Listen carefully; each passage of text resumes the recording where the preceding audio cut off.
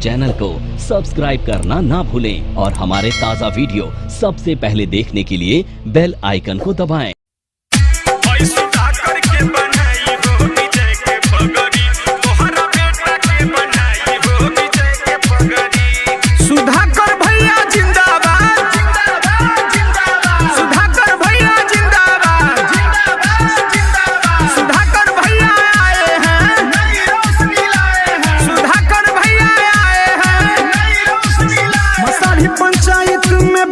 बड़ी हाला हो भैया सुधाकर के बाट बोल वाला हो।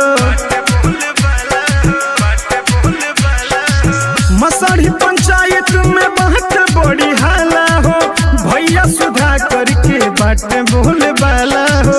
युवा शक्ति कैले बहेलान सगरी हो, युवा शक्ति कैले बहेलान सगरी। अब की भैया के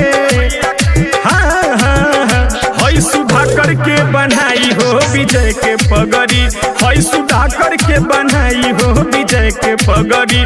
तोहरा बेटा के बनाई हो विजय के पगड़ी, तोहरा बेटा के बनाई हो। माता बहन की यही पुकार, सुधाकर भैया अब की बात। माता बहन की यही पुकार, सुधाकर भैया अब की बात। आपका मुखिया कैसा हो, सुधाकर भैया जैसा हो। विजय के पगड़ी योग्य प्रत्याशी हमें सब केहू जाने हो, सौंसे पंचायत के घोर अपन माने हो। योग्य प्रत्याशी हमें सब केहू जाने हो, सौंसे पंचायत के घोर अपन माने हो। कमावा रहल बसरहनीय सगरी ए हो, कमावा रहल बसरहनीय सगरी। अब की भैया के भैया के बनाई हो विजय के पगड़ी, तोहरा बेटा के बनाई हो विजय के पगड़ी।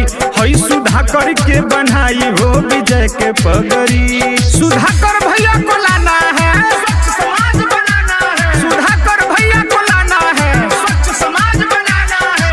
आपका मुखिया कैसा हो, सुधाकर भैया जैसा हो। आपका मुखिया कैसा हो, सुधाकर भैया जैसा हो। केहू नहीं छूट सबके काम करवई है, दुखिया गरीबन के सपना पुरई है। केहू नहीं छूटी सबके काम करवई है, दुखिया गरीबन के सपना पुरई है। रोशन रानी बलवंत गहरो मिल सगरी, रोशन रानी बलवंत गहरो मिल सगरी। अब की भैया के